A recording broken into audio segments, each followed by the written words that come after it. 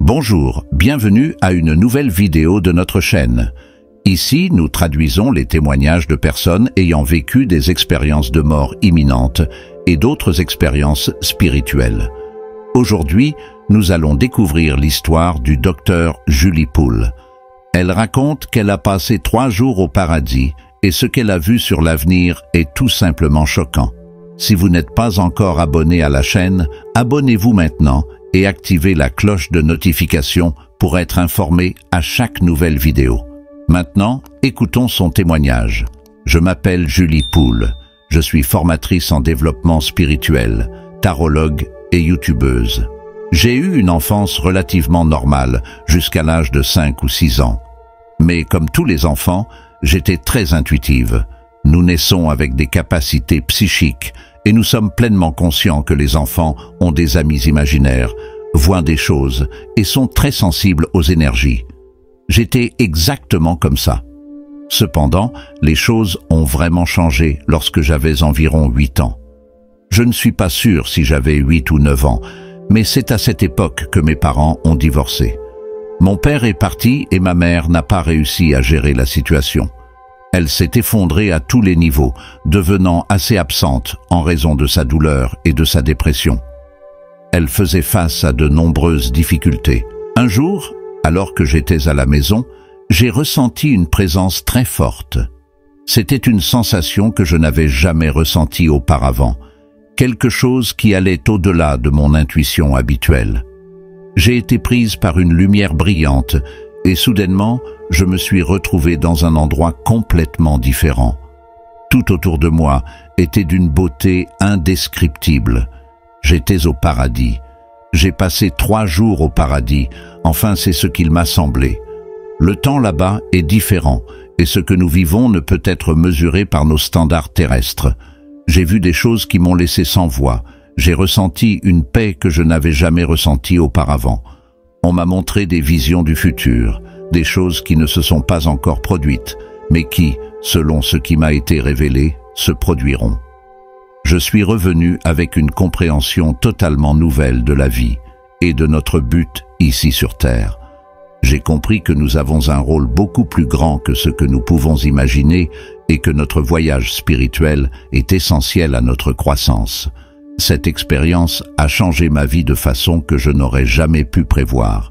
J'ai fini par devenir un enfant extrêmement solitaire, négligé et effrayé. J'ai noué une amitié avec un homme très malade qui a complètement profité de mon innocence et de ma jeunesse.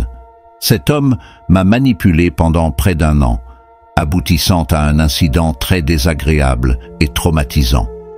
Pendant cet épisode, j'ai perdu conscience à cause de son poids sur mon petit corps.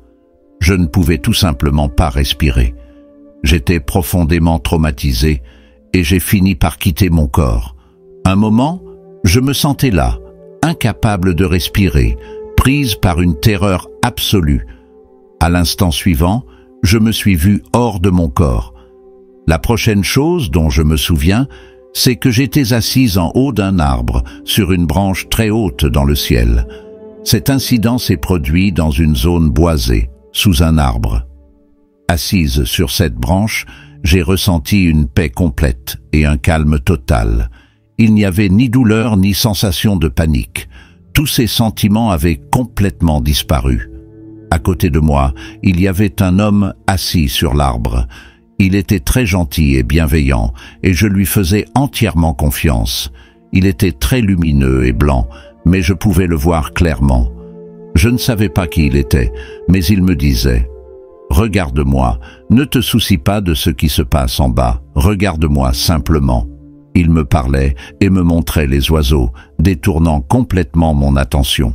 J'étais complètement absorbé par son énergie, par la gentillesse, l'amour et la bonté qu'il dégageait.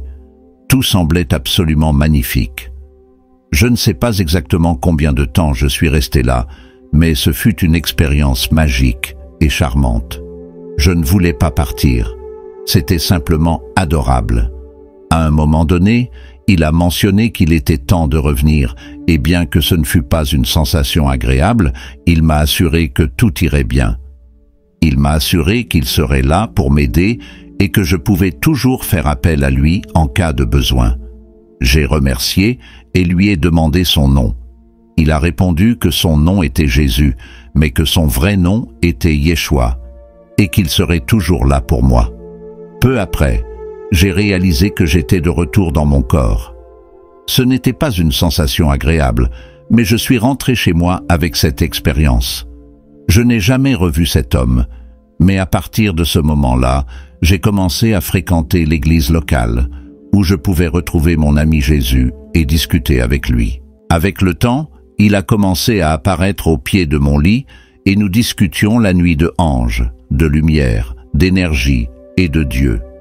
Nous avons entretenu cette relation pendant les 10 années suivantes, jusqu'à mon adolescence.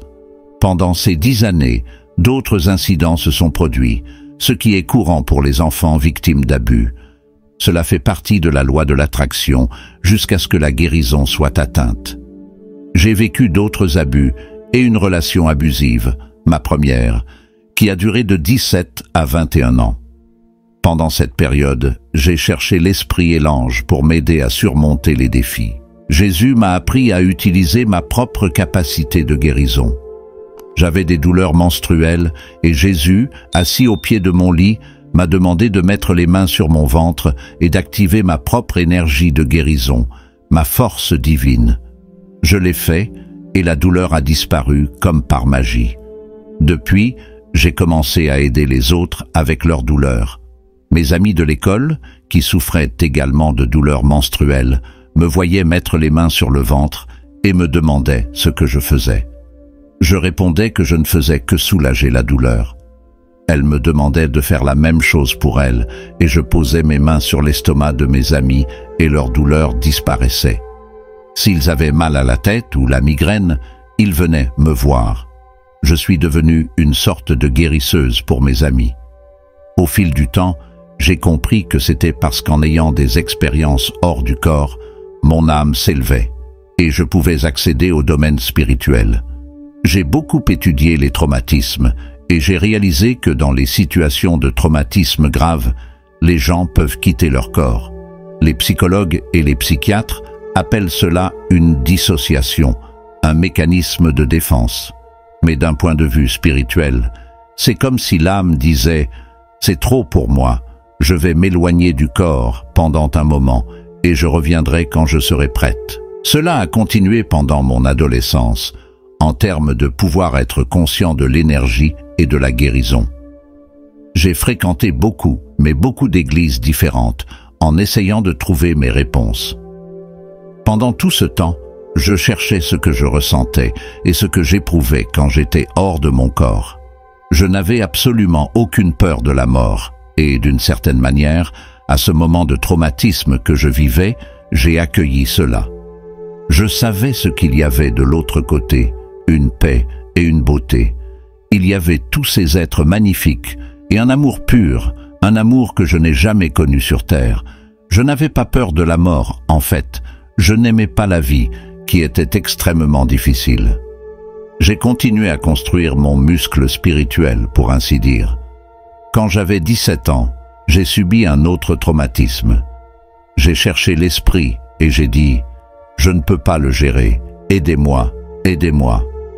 J'ai immédiatement vu devant moi, très clairement, et cette fois j'étais dans mon corps. Pour la première fois, j'ai vu l'esprit clairement dans mon corps. Un bel homme indigène, à l'époque, vers 1980, nous l'aurions appelé Indien d'Amérique, mais maintenant il est reconnu comme une personne de la Première Nation. Cet homme s'est tenu devant moi, s'est connecté avec moi et a dit que son nom était Running River. Il était mon guide et allait m'aider. Il a commencé à parler du chamanisme, de la terre et de la terre-mère, et comment je pouvais me connecter à la terre pour guérir mes traumatismes et trouver ma paix. Il m'a aidé et a été présent pour moi pendant les 20 prochaines années, même dans les overdoses. Quoi qu'il en soit, l'expérience de mort imminente s'est à nouveau produite quand j'avais 21 ans. Je sortais d'une relation abusive et souffrais d'un trouble de stress post-traumatique, après environ 15 ans d'abus physiques, mentaux, sexuels et émotionnels. J'étais complètement détruite. La seule partie de ma vie qui avait un sens étaient mes connexions spirituelles. C'était la seule fois où je me sentais en sécurité. Je savais que j'étais en sécurité avec l'esprit, mais la vie était extrêmement difficile. Je ne supportais pas la dépression, l'anxiété, les crises de panique, la faible estime de soi et l'auto-aversion. Tous ces sentiments sont devenus complètement oppressants, au point que je décidais que je ne pouvais plus continuer. C'était très difficile, je ne pouvais pas vivre comme ça. Je ne pouvais pas faire face au traumatisme qui me frappait chaque jour, à la peur constante, aux flashbacks. J'ai décidé de rentrer chez moi. Je savais où était la maison et je savais qu'il y avait de l'amour. Je ne voulais plus rester ici. Alors j'ai fait une overdose massive de plusieurs pilules qui m'ont été prescrites. C'était une combinaison d'une grande quantité de paracétamol, de tranquillisants et de somnifères.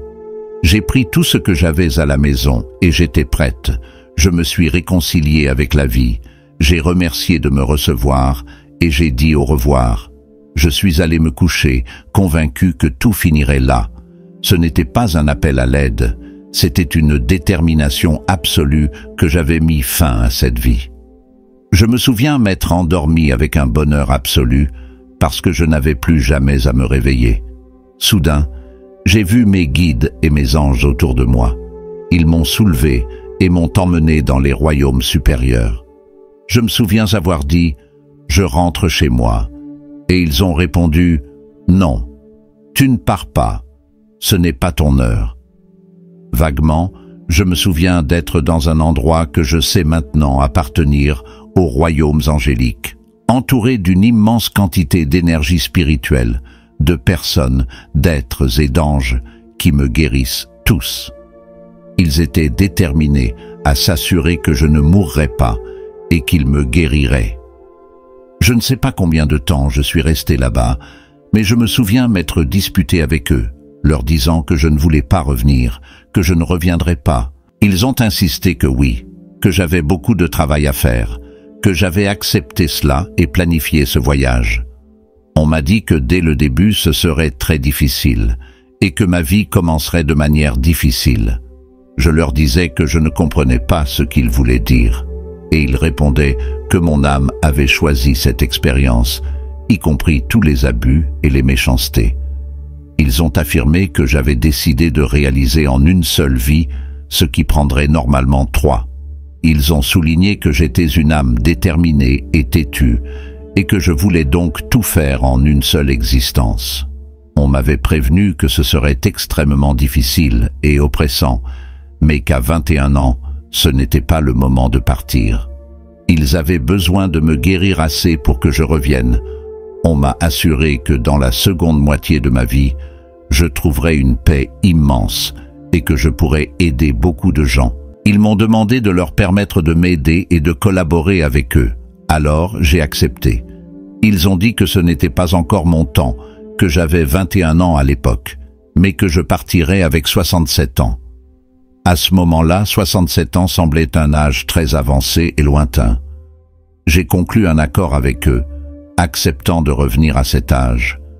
J'ai ressenti une lumière blanche intense, beaucoup de paix, beaucoup d'acceptation, pas plus de résistance. Ensuite, je me suis réveillé dans mon corps 3 jours plus tard. Je me suis réveillé après un long sommeil et un de mes amis est apparu. J'étais encore à moitié étourdi, ne comprenant pas complètement ce qui se passait ou ce que l'avenir réservait. Au cours des 20 dernières années, il y a eu un grand réveil, quelque chose qui a été prévu depuis longtemps. Selon les experts, la période 2012-2032 est appelée l'ouverture de l'âge d'or.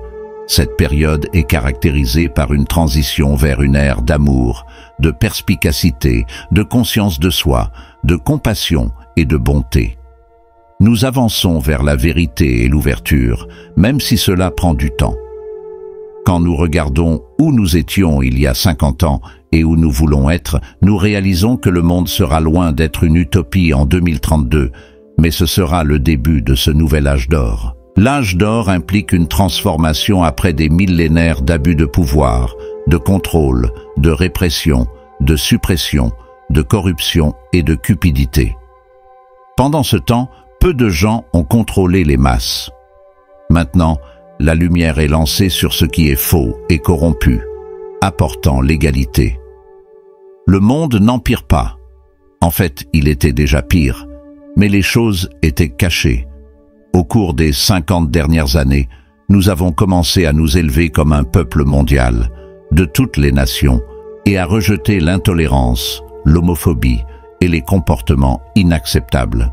Avec la montée d'Internet à la fin des années 90, l'information est devenue plus accessible et partagée, et nous avons commencé à prendre conscience de choses que nous ne connaissions pas auparavant.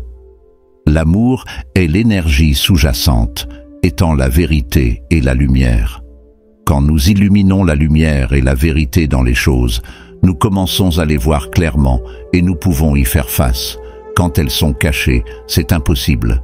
Ce qui se passe et s'accumule au cours des 100 dernières années est un jour de vengeance, non pas pour un Armageddon, mais pour que les corrompus au pouvoir soient exposés, pris et enlevés. Des gens avec des cœurs et des intentions pures émergent. Beaucoup de ma génération et de mes aînés sont extrêmement corrompus, cruels et durs, tandis que les plus jeunes sont aimants, ouverts et vrais. Honnêtement, ils vont venir et les remplacer. Donc, tout est changé. C'est ce que nous appelons l'élévation des vibrations. La vibration la plus élevée est la lumière de la vérité et de l'amour, tandis que la vibration la plus basse est la corruption et la cupidité, qui sont cachées. Ainsi, ce que nous vivons maintenant, alors que nous avançons en 2024 et 2025, est comme un point d'inflexion. Nous arrivons à mi-chemin, et maintenant, il y a plus de gens éveillés, passionnés et éclairés que ceux qui sont dans les ténèbres et fermés. Nous avons dépassé ce point critique. Donc, 2024 et 2025 sont passés, et cela reste une période d'ouverture. Nous entendrons parler de certains politiciens expulsés, envoyés en prison, de dirigeants corrompus exposés. Tout cela se passe. Nous assistons au même type de transformation avec la Terre-Mère. Nous sommes de plus en plus conscients du changement climatique, de ce qui est fait et de ce qui ne l'est pas. Cela va commencer à s'intensifier de plus en plus. Fondamentalement, nous sommes tous mis en lumière. Nous devons prendre soin les uns des autres, de la planète, et assumer nos responsabilités. Lorsque nous vivons dans un endroit de vérité, d'authenticité et d'amour, prendre des responsabilités n'est pas seulement parce que je suis une bonne personne et que je fais ce qu'il faut, mais parce que si vous êtes corrompu et faites de mauvaises choses, il est temps de rendre des comptes. Les choses changent et nous en verrons plus en 2024 et 2025. Cela continuera et peut sembler un peu chaotique, mais s'il vous plaît, faites confiance que c'est pour exposer ce qui doit être vu afin qu'il puisse être libéré et guéri. Quand nous arriverons en 2030, 2031, 2032, nous trouverons tout ce qui s'adapte d'une manière nouvelle. Laissez-moi vous donner un exemple très concret. En 2007-2008, nous avons connu une crise financière mondiale et de nombreuses personnes ont souffert. La raison de cette crise était que pendant 10 ou 20 ans, les créanciers hypothécaires se sont permis de ne pas avoir de réglementation, de ne pas suivre les règles, de pouvoir faire ce qu'ils voulaient. Cela a explosé et blessé beaucoup de gens, non? Mais le résultat a été la mise en œuvre de nouvelles réglementations et règles. On ne prête pas plus d'argent à des gens qui ne peuvent pas payer. On n'exagère pas plus que ce qu'on peut. Des règles et des restrictions ont été imposées. Maintenant, bien que nous soyons dans le monde entier dans une autre crise financière, nous n'avons pas connu la même souffrance qu'en 2008-2009, avec des gens qui perdent leur maison et font faillite. Cette période difficile a mis en évidence la nécessité d'éviter la corruption au sein du système financier et de mettre en œuvre des règles. Ce genre de choses continue de se produire. Quand nous voyons les choses s'effondrer, cela peut sembler un désastre, mais de nouvelles règles viennent rendre tout meilleur. En perdant le contrôle des questions nucléaires, ils interviendront et empêcheront que cela se produise. Ils ne nous permettront pas de détruire cette planète. Ils entreront en action.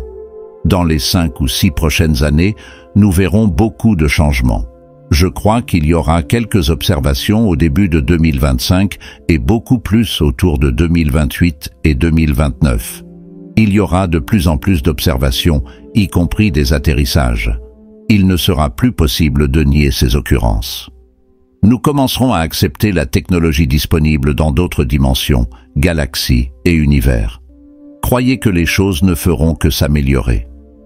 Je ne dirai pas qu'il n'y aura pas grand-chose à voir le reste de ma vie, car j'ai encore 20 à 25 ans devant moi, mais pour ceux qui sont plus jeunes, je promets qu'en 2040 et 2050, ce sera un monde bien meilleur.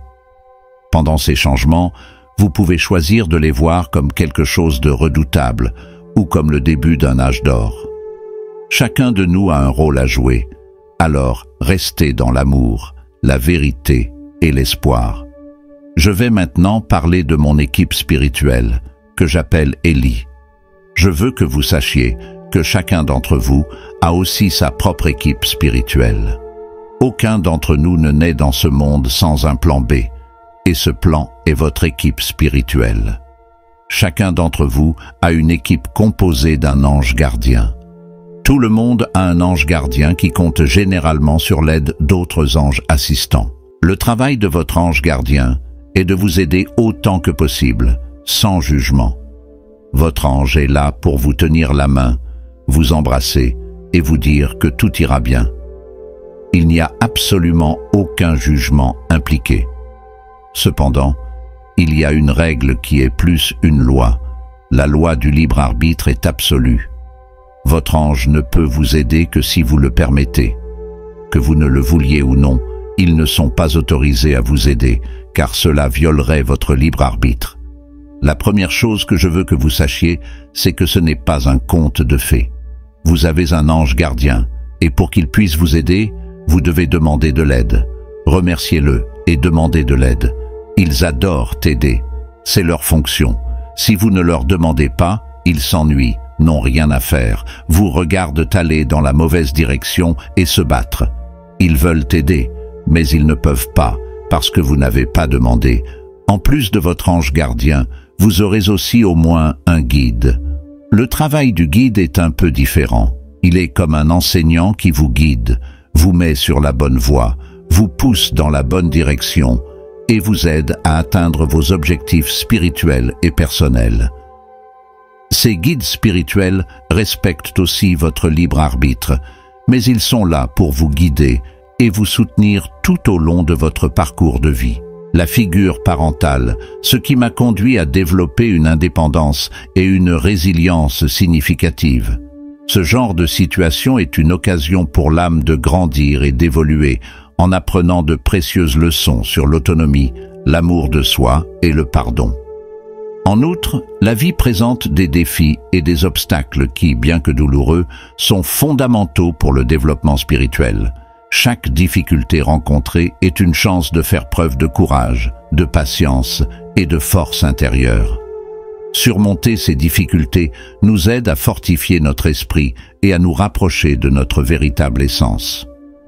Lorsque nous vivons des expériences traumatisantes, il peut souvent sembler que nous sommes seuls. Cependant, il est important de se rappeler que nos guides spirituels et nos anges gardiens sont toujours avec nous, offrant soutien et conseils. Ils peuvent se manifester de diverses manières, que ce soit par des signes, des intuitions ou même des rencontres avec des personnes qui nous aident sur notre chemin. Par exemple, mon guide spirituel, Running River, est apparu à un moment de grand besoin et m'a enseigné le chamanisme et l'importance de la connexion avec la terre. Cette orientation m'a aidé à trouver la paix et à guérir mes traumatismes de manière profonde et significative. Il est important d'être ouvert à ces expériences et de croire que nous sommes guidés et protégés. Nos guides et nos anges gardiens sont là pour nous aider à réaliser notre plan de vie et à évoluer spirituellement. Ils nous rappellent que nous ne sommes pas seuls et que nous sommes aimés inconditionnellement. Au fur et à mesure que nous avançons dans notre voyage, il est crucial de pratiquer l'amour, le pardon et la compassion pour nous-mêmes et pour les autres. Ce sont les qualités qui nous connectent à notre essence divine et nous aident à atteindre notre but dans cette vie. Le voyage spirituel est unique pour chaque individu, mais le but ultime est toujours le même: évoluer et se rapprocher de notre véritable essence, qui est l'amour inconditionnel. En reconnaissant et en acceptant ce but, nous pouvons affronter les défis de la vie avec plus de courage et de confiance, sachant que chaque expérience nous rapproche davantage de la réalisation de notre plan de vie et de la croissance spirituelle.